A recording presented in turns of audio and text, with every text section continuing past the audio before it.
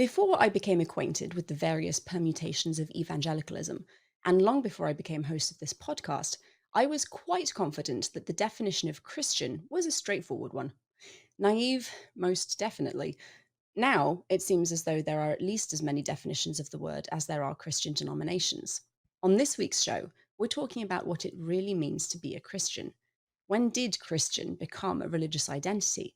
Have members of different groups always had such trouble on agreeing a definition? Or is this a new feature of Christianity? Stay tuned for all of that and so much more.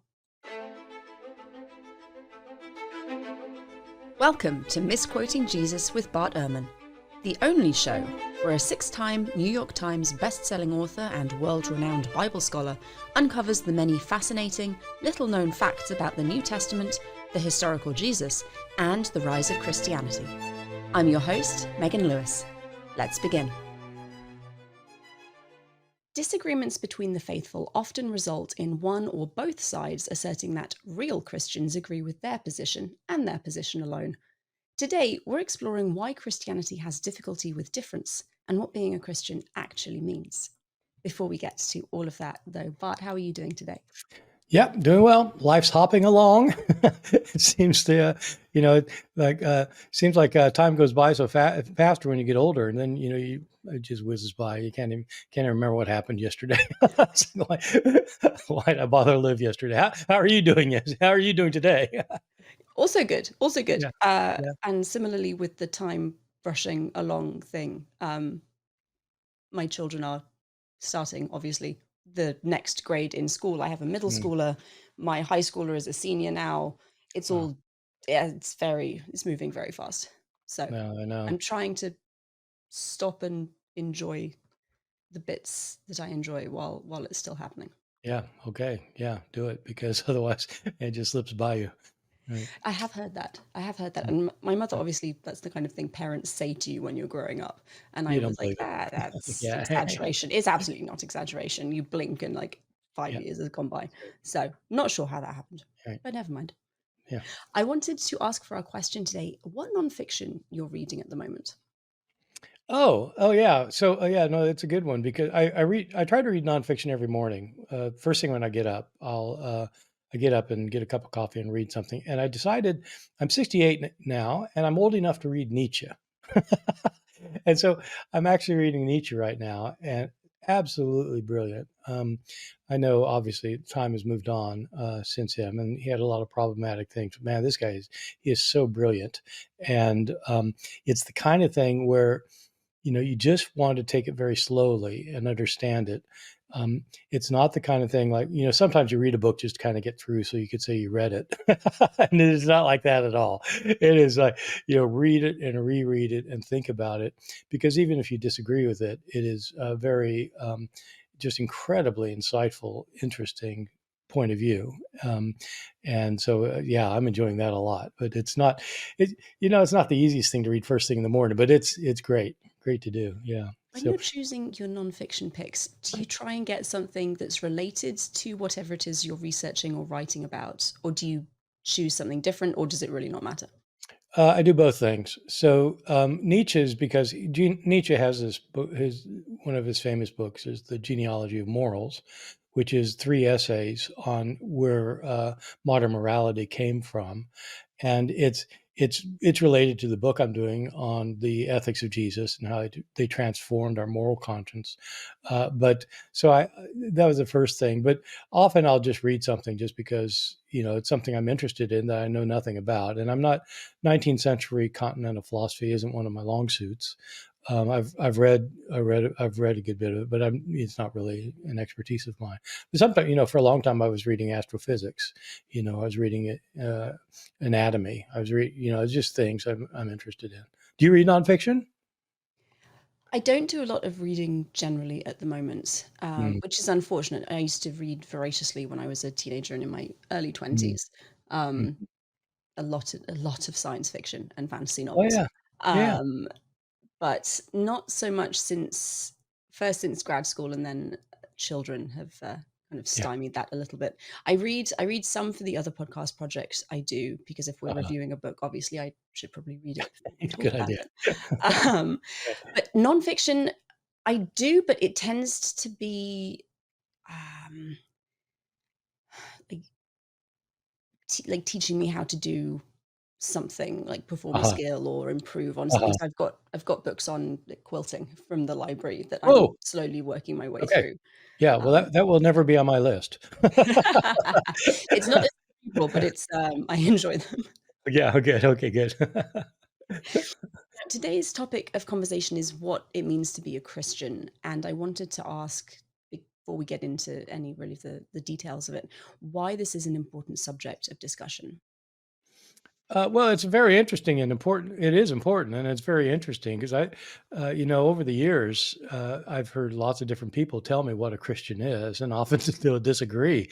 And I remember when I was an evangelical Christian, we basically didn't think, Roman Catholic people were really Christian, or Greek Orthodox people were Christian, or even, especially liberal Protestants, they weren't Christian. They said they were Christian, man, they weren't Christian. And so for us, it was kind of a territorial battle. And um, that may not matter in kind of the broader scheme of things in terms of like in terms of the kinds of things we're dealing now in like politics and culture and things. But people who are involved in Christianity are many of them are very committed to it. And and many people think that they've got the right view. And that's been a long time a distinction of Christianity, that Christians think they've got the right view. And so if you've got the wrong view, but you call yourself a Christian, are you really a Christian? Can historians say when Christian really became a religious identity in and of itself? Oh, it's actually debated, interestingly. You might not suspect this, but especially about the early period of Christianity. Many scholars now, many of my colleagues, object rather strenuously to using the term Christian for people in the New Testament who are followers of Jesus. And so they prefer saying something like the Jesus movement. And so when Paul converted somebody, it wouldn't be to be a Christian. And their logic is a good logic. I don't agree with them, but it's a good logic, which is that that what became traditional Christianity, standard Christianity with the Christian creeds and the canon, or like a certain set of beliefs where there's like a understanding of the faith, didn't exist in the first century. And so it's not really appropriate to call these people Christian. The reason I disagree with that rather strongly, actually, even though I know it's good logic, but the reason I disagree with it is, at what point does Christianity ever come to be a thing where it's like now it's Christianity? I mean, when would that be exactly? Middle of the second century? Didn't have a doctrine of the Trinity yet or a canon of Scripture. Middle of the fourth century? Well, why then? Why at the beginning of the fourth century? I mean, how can you possibly draw a line? And so, for my we'll get more into my ideas about it, but basically, when I'm teaching my students, I say, look, for this class, when I use the term Christian, I'm just saying anybody who understands that Jesus Christ in some way is the way of salvation, whatever that means.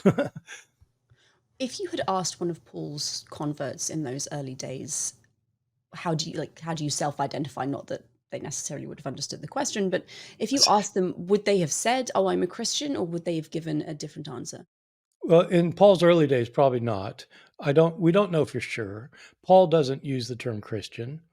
Um, it does occur twice in the New Testament. That's one of the reasons I'm not overly persuaded that it makes no sense to call first century New Testament time people, it makes no sense to call them Christians. It occurs twice, and people say, yeah, but it just, it's outsiders calling them that. And so it doesn't really apply. Well, what does apply? And so, but, I mean, today, I mean, Hinduism is a made up category. I mean, Hindus don't go around talking about being Hindus. It's a Western category put on Hinduism. You still have departments of Hinduism talking about Hinduism. And I think that any term needs to be defined in order to be useful. And so I don't think that you can assume that everybody knows what the term Christian means. But if you mean something like, follower of Jesus, then Paul's Paul's converts wouldn't have said they're Christian. For one thing, it's an English word, but they didn't use the Greek term for that. They'd call each other brethren or something. They'd say they were followers of Jesus, but I'm not sure they'd have like a single thing. Sometimes in the New Testament, the group of Christians is called the Way, or they're called the Church, the Ecclesia, but they usually are not called with that term Christian. When do we start to see the term Christian being more of a commonly used word? So it does show up in the book of Acts in the New Testament and in the book of First Peter.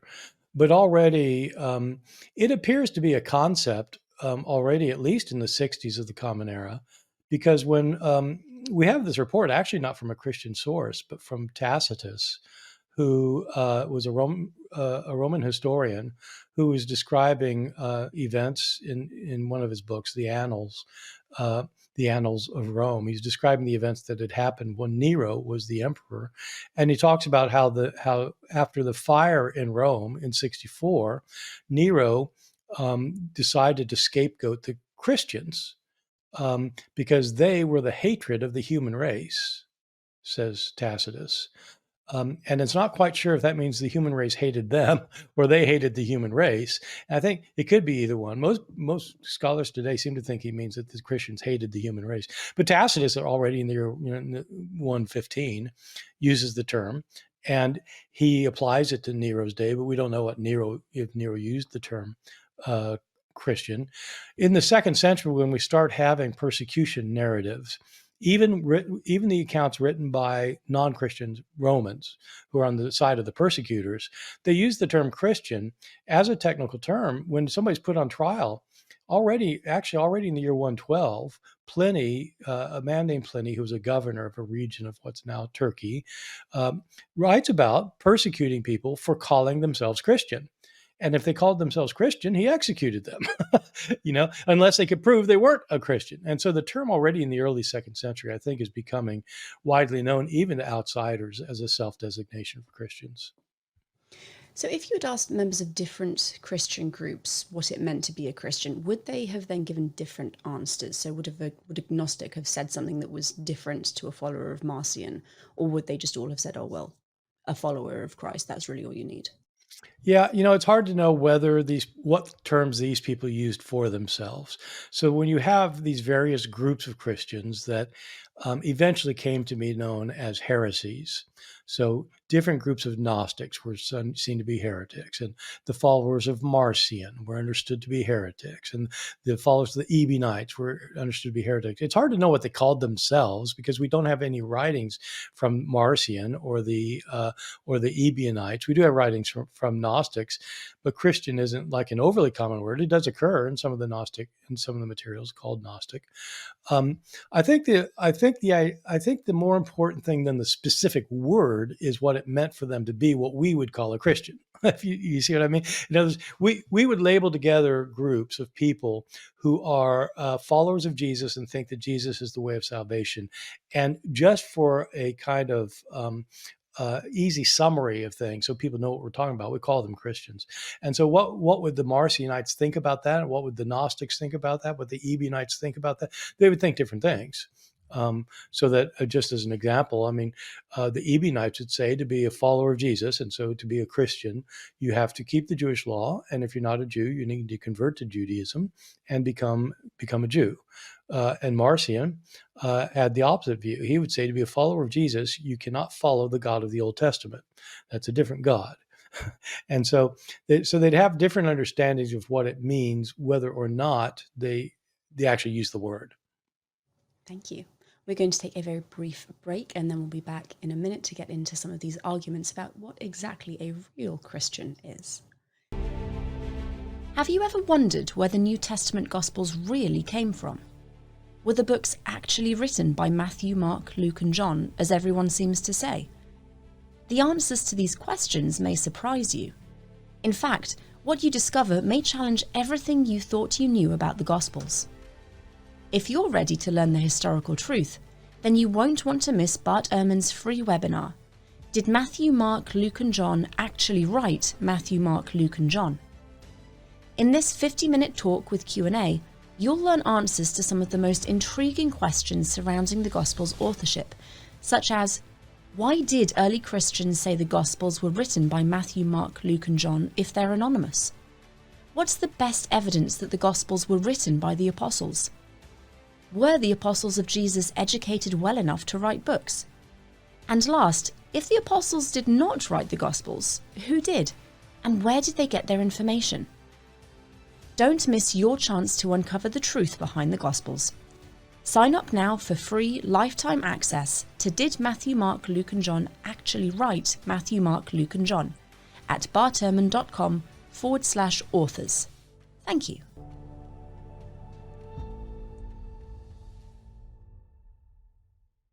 So when we start to see this kind of splintering off of different groups and people throwing the term heresy around, is this kind of a fight to try and nail down the definition of how one correctly follows Christ? Absolutely. The thing that is distinctive of almost all of these early Christian groups is that all of them agreed that there's only one correct way, and they had it. And so you have, the Marcionites, the Ebionites, various Gnostic groups, the Sethians, the Valentinians. You have all these the Thomasines. They have all these groups. We give them titles. Because we're just trying to, we're trying to categorize things so that they make sense. And you've got these groups of people, and so and there are people that today scholars often call the proto-orthodox. The term orthodoxy means something like correct belief. And so people who were on the side of things within Christianity that ended up winning these various debates about what's the right thing, when that whole thing was over, they called themselves the Orthodox. We're the ones who are correct, and all the others have false beliefs. The Christian teachers and leaders and church people who held views that were the ones that eventually became dominant, scholars often call them the proto-orthodox. So before Orthodoxy went out in the 4th century, these are proto-orthodox. They certainly thought they had the correct opinion or the correct belief, and that everyone else was wrong. And so they would have claimed for ourselves Christian, and they would have called these Marcionites are not Christian. So this kind of infighting doesn't seem to have been a feature of pre-Christian religions. What do you think it is about Christianity that has created this idea of there being only one right way to follow God? No, this is the really interesting thing, because you may not expect it, but when you get outside of Christianity in the ancient world, with the partial exception of Judaism, there are no religions that are saying we're right and everyone else is wrong. It just doesn't exist. And I say Jews are a partial exception because for the Jews, they were right for themselves. They understood what their religion was to be for themselves, the Jews, but they didn't want somebody else to be following their religion. They didn't care about what somebody else did. It's our religion, and you can join us if you want. But there were no eternal repercussions for it. They didn't believe that you're going to go to hell for it. Christians were exclusivistic as far back as we can determine. They thought that they were exclusively right and everybody else was wrong. And I think the logic of it is that within Christianity, from the beginning, it was understood that everybody had sinned against God, and that people needed to have their sins taken care of, and that it's Christ's death that atones for sins. Christ's death is what removes the barrier between humans and God. And so the only way to be right with God is by accept the death and resurrection of Jesus. It's the only way. But once you say that Christ's death is the only way, then you have to ask, well, who is Christ? And why is his death the only way? And what does it mean to say, that salvation happens when you believe? And so you have to define these things. Well, who is Christ? Well, he was a nice guy. Well, okay, he's a nice guy, but why does that bring salvation? Oh, well, actually, he never sinned. Never sinned. Okay. And then you say, well, he was the Son of God. Okay. Is he God? Well, and so you have to debate these things. But since the salvation comes from having the correct belief about Christ and God and salvation, you've got to have the correct belief. Early on in Christianity, as far back as we have records, in other words, starting with the writings of Paul, our very earliest writings, you have different groups who disagree about fundamental things. In Paul's letters, his enemies, his harshest enemies, are fellow Christians that Paul thinks get it exactly wrong. And so, you can't get it wrong in Christianity because you've got to get it right if you want salvation. And so then that's carried down to the modern day, where you have people say, well, they're not really a Christian, or those people aren't. It's only my denomination that's really Christian, or people who believe like me are Christian. The others aren't. Is this exclusivity something that we see in the teachings of Jesus, or does this come into the picture later on? Well, you find it in the teachings of Jesus in the New Testament. Um, whether it's what Jesus really taught or not is a different question. Um, the religion about Jesus became an affair of believing the right things soon after his death, because his followers came to believe that his death and resurrection were the way of salvation. Jesus, during his lifetime, as we've talked about in previous episodes, was not arguing that people had to believe in his death and resurrection for salvation. He was telling them they needed to repent and return back to God, and that anybody who does that will be saved when the kingdom of God arrives. And anyone who refuses to do that God's not going to forgive them unless they repent, so they will face judgment. Jesus certainly thought that people outside of Judaism could be heirs of salvation by living in the ways that the God of the Jews wanted them to. And he says explicitly that there are others that will come into the kingdom because they behave the ways that God demands, even though if they don't have the law. Christians, though, because they were focused on the death and resurrection of Jesus, said, no, you've got to believe in the death and resurrection of Jesus. And so that's one of the reasons why Paul's mission was so urgent for him.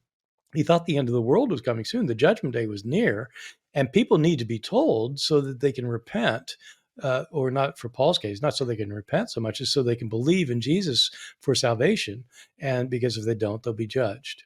And so I think this exclusivistic thing comes in very early, and it seems to affect virtually all the strands of Christianity that have a variety of ways of understanding how it is Jesus brings salvation. Apart from turning toward God and repenting, what did Jesus say about how he wanted his followers to behave? Well, a lot of his teachings in the New Testament, at least in Matthew and Luke, are ethical in nature.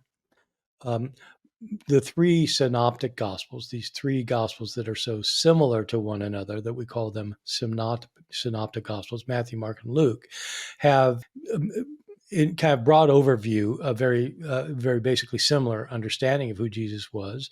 And Jesus does teach, of course, in the Gospel of Mark, and does teach some ethics in the Gospel of Mark, but Matthew and Luke expand Jesus' ethical teachings significantly, probably because they had access to a different source of information about Jesus' teachings that wasn't available to Mark.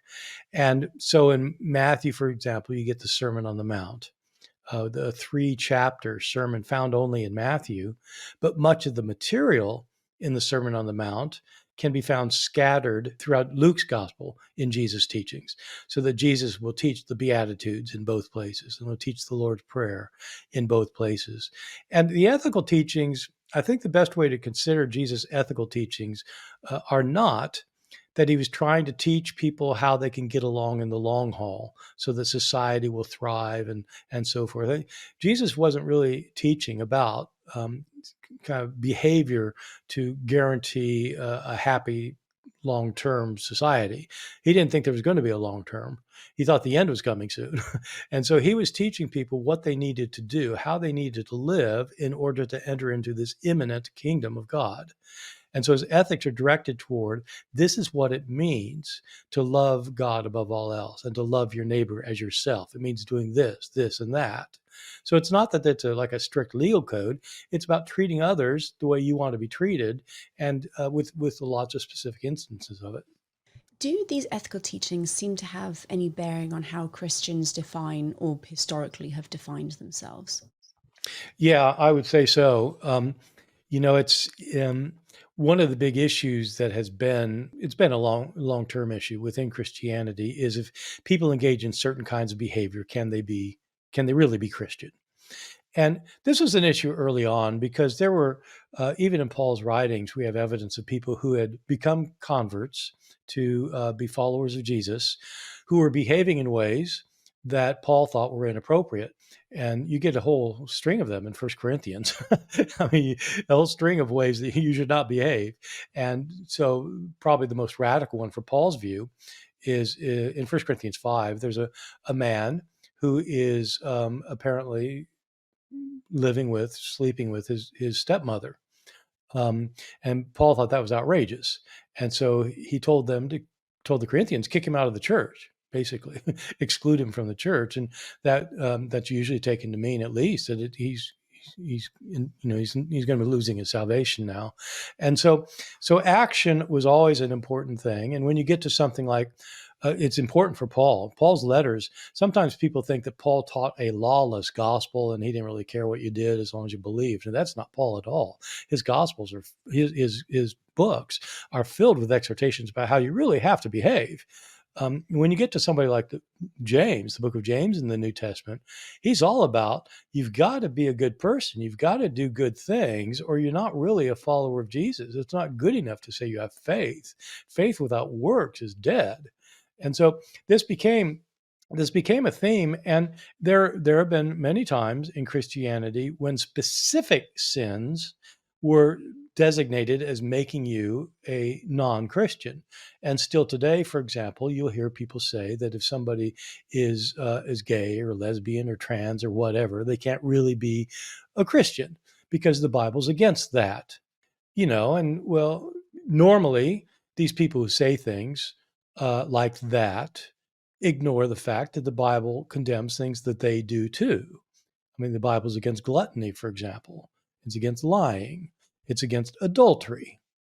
You frequently have, people who are coming down on those who are gay because, God's opposed to that. But they're out, sleeping with their neighbor's wife or whatever, and it's like they might feel bad about it, but they don't think, well, I'm therefore not a Christian. And so, it ends up being this kind of thing where these ethical rules of the Bible come to be used as weapons to attack people you don't like for some other reason that you've got. And so it can be a rather nefarious affair deciding who's a Christian and who's not. How has what it means to be Christian changed over the centuries? And do you think a modern evangelical would be recognized as a Christian by the early church fathers? Oh, that's a good question. Oh boy, I wish I knew the answer to it. I should say that it could apply equally to like a modern liberal Protestant, which is the category Oh I would yeah. fall into, like Well, a any modern modern liberal Protestant, denomination. Yeah. a Roman Catholic, a Greek Orthodox priest. I mean, take your pick. A Mormon, Jehovah's Witness. Would an early Christian recognize that person as a Christian? It's a really good question. And I think, my sense from talking to roughly 29 million people about their Christianity over the years is that almost everybody thinks that who identifies as a Christian think that they are a Christian, and many of these people think that other people are not. But almost all of them think that they're Christians in the sense that Jesus' own disciples were.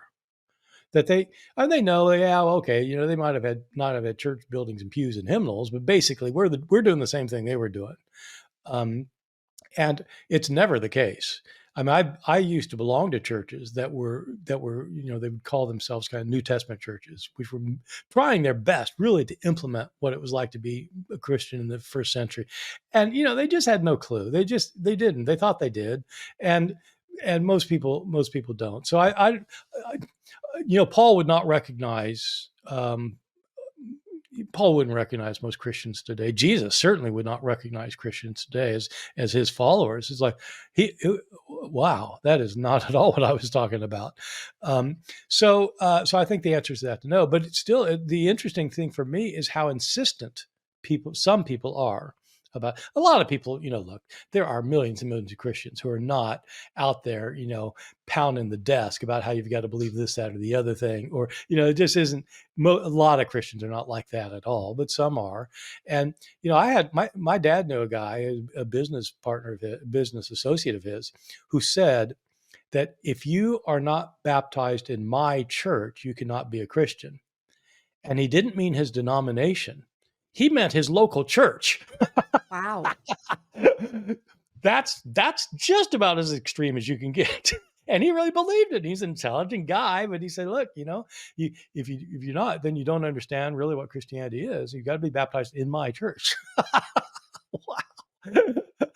Yeah, and everybody realizes, well, that's a little nuts. But why is it any more nuts than saying, if you're not a member of my 500,000 person denomination, you can't be a Christian? Or if you don't say this thing, you can't be a Christian. If you can't do that thing, you can't be a Christian. Who's making these rules up anyway? And people think, oh yeah, but it's all in the Bible. No, it's not. Your denomination is not in the Bible. I'm sorry. So we're going to be getting some email from people telling us, oh yeah, but mine is. With chapter and verse, I'm sure. Exactly. Yeah. So, my final question for today before we move on, what do you think it means to be a Christian? And does what you think now differ from what you thought when you were an evangelical? I've had to wrestle with this personally because I left the church probably 30 years ago or so. I considered myself leaving Christianity. And so I had to come to a deeper realization, what does it actually mean not to be a Christian anymore? And my view of it is different from a lot of people. I have a lot of people who I know who think that I am a Christian. Um, and I assure them that no, I'm not. I try to be. I sometimes do call myself. I try sometimes call myself a Christian atheist, um, because I do try to follow the kind of the basic teachings of Jesus. I don't come anywhere near actually following them, but I don't think I know anybody who actually comes near, but a lot of people come nearer than I do. And so uh, but I try to follow his teachings about loving my neighbor and helping others in need and caring for the poor, but I don't do it very well. I mean, I haven't sold all my goods and given to the poor. And so, but I don't think you have to do that to be a Christian. But in my view, my personal view, the reason I don't go around still calling myself a Christian is because I think to be a Christian, number one, I think you have to believe in God. And I don't believe there is a God. And I think you have to believe that somehow to be right with God, you have to have some connection with Jesus. It's either that you think by following the teachings of Jesus, or following the model of Jesus, or following a belief in Jesus, believing in his death and resurrection.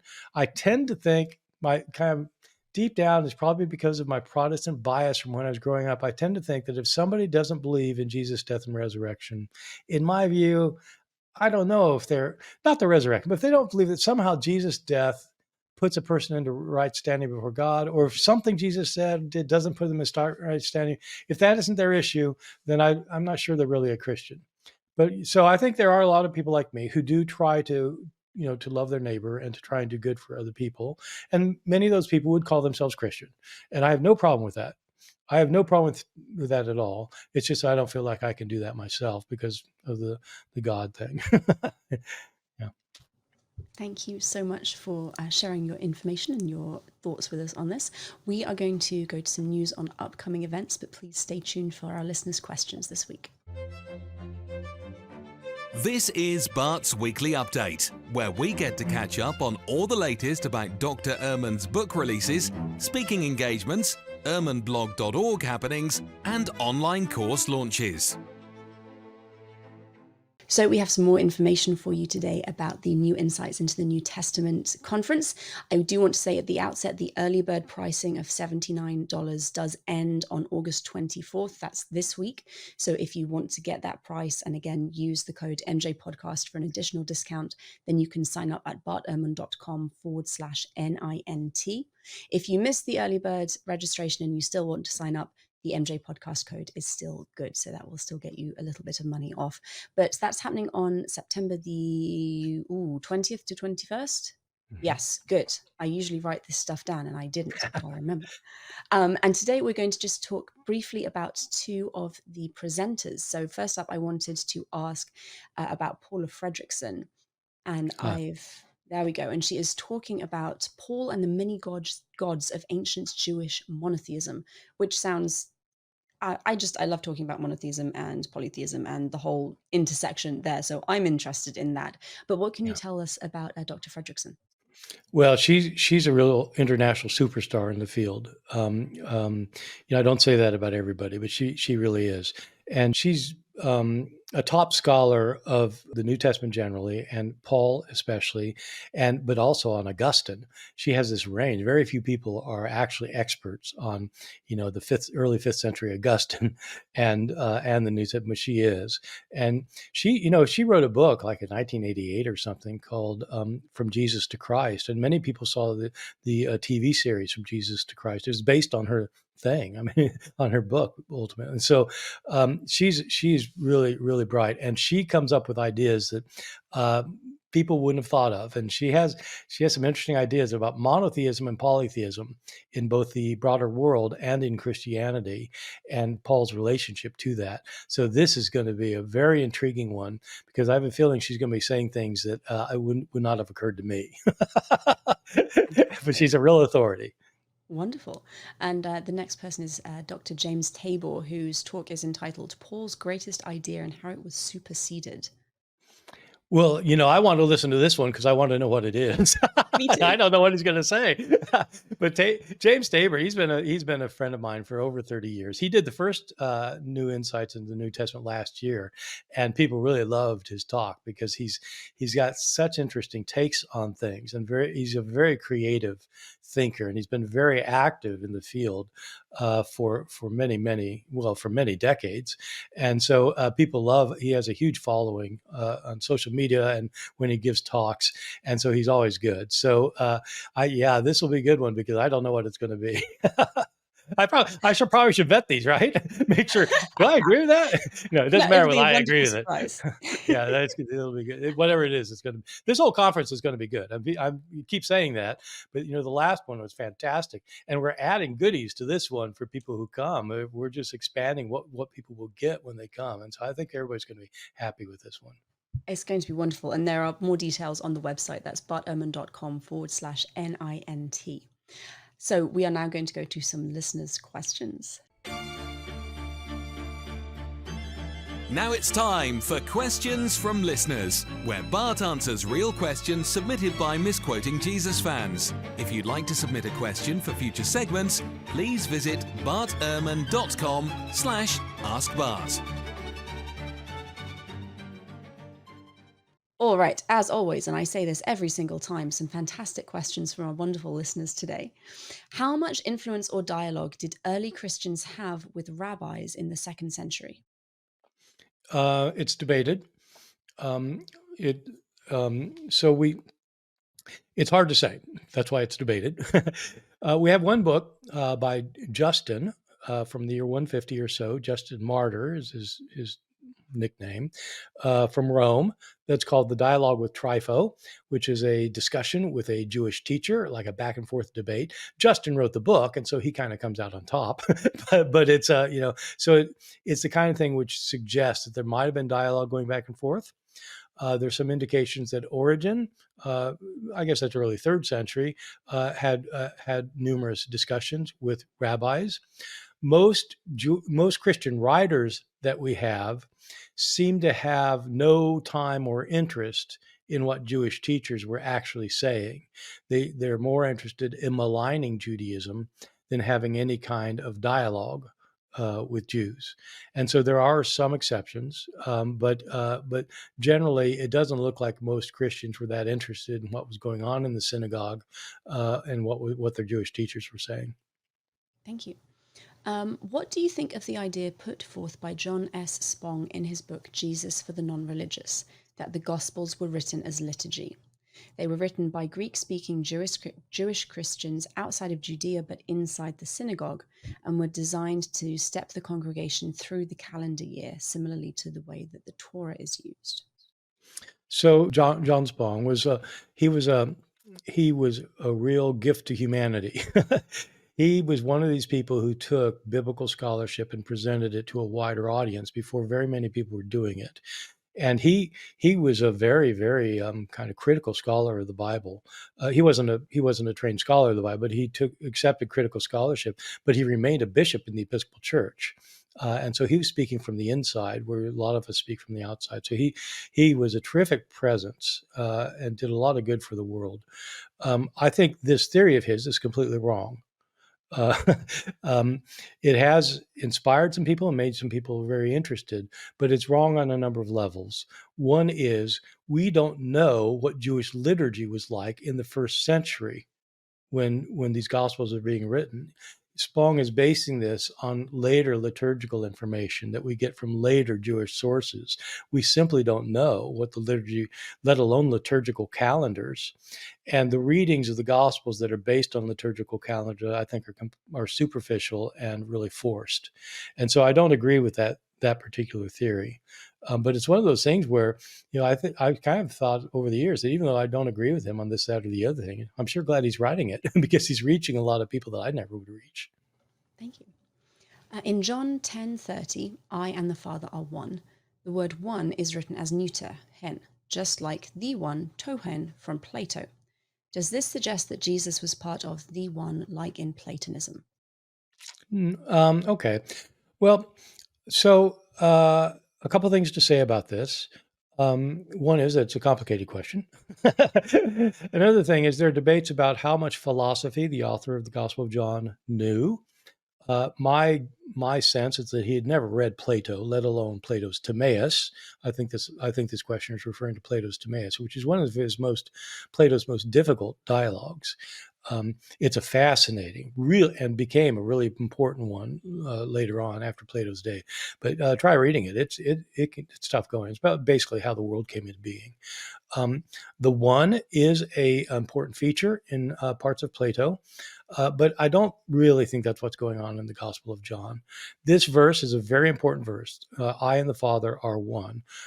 One of the really important things to point out about it is that the verb there is plural. We are one. It's not that I and the Father am one. So in other words, he's not claiming to be the Father. He's claiming to be united with the Father in a kind of oneness. And so it's usually taken to be a neuter because he's talking about oneness and unity. He's not talking about a masculine person. And so what he's claiming is that he and God the Father are on the same page about everything, and that we agree on everything. And that so if you disagree with me, you're disagreeing with God. And so I think it's far more about that than a Platonic philosophical understanding of Tahen, the one. Thank you. Final question for the day. If Jesus didn't believe in and preach an eternal hell of fire and torment, how did such an unpleasant idea gain the level of acceptance that it has, and so early on in Christian history? This is the subject of the book that I wrote recently. This is the very subject of the book.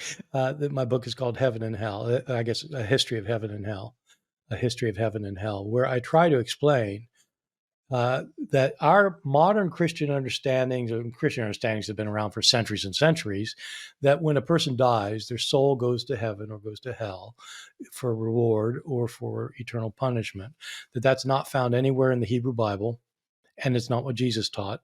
And so the question is, where did it come from? It's a complicated issue, as it turns out. It took me an entire book to explain, but it's an easy reading book. I try to make it pretty interesting. The short story, oddly enough, I guess this is the same questioner, and it sounds like this questioner is really into Plato, because in some ways, this Christian notion of hell and of heaven presupposes a Platonic understanding of the human being as having a body that is temporarily inhabited by a soul. The body is mortal and dies and doesn't exist anymore. I mean, it deteriorates. The soul never dies. It lives on. It'd have to die. It doesn't die. It has to go somewhere. And in Plato, in a couple of Plato's dialogues, not the Timaeus, but in a couple of the other dialogues, the soul goes to either goes for a reward or goes for a punishment. And so you get that in the Republic, for example. And so the book 10 of the Republic. So that so it's a separation of body and soul.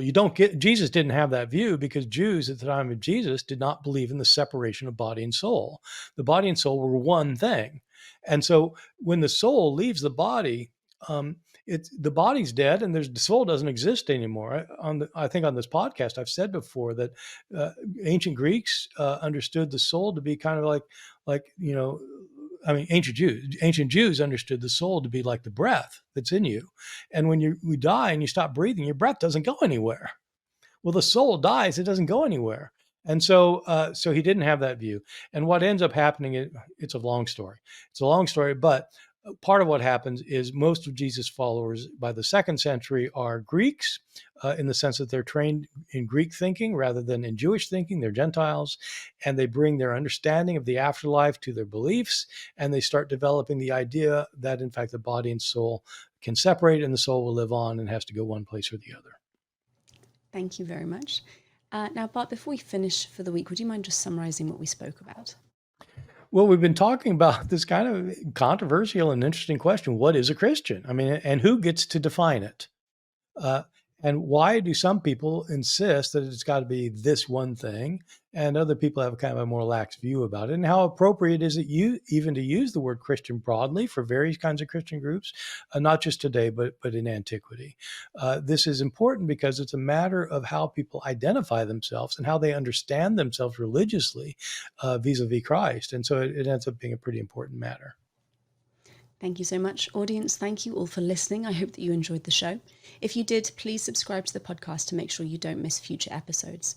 Remember that you can use the code MJPodcast for a discount on all of Bart's courses over at www.bartehrman.com, and that includes registration for the New Insights in the New Testament conference, which is bartehrman.com/NINT. Misquoting Jesus will be back next week. Bart, what are we talking about next time?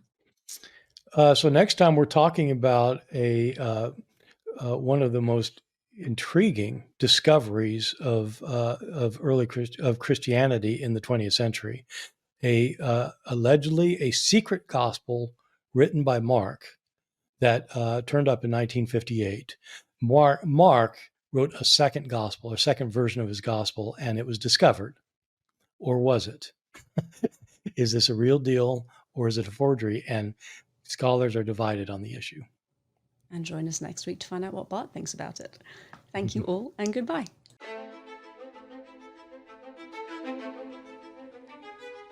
This has been an episode of Misquoting Jesus with Bart Ehrman. We'll be back with a new episode next Tuesday, so please be sure to subscribe to our show for free on your favourite podcast listening app or on Bart Ehrman's YouTube channel so you don't miss out. From Bart Ehrman and myself, Megan Lewis, thank you for joining us.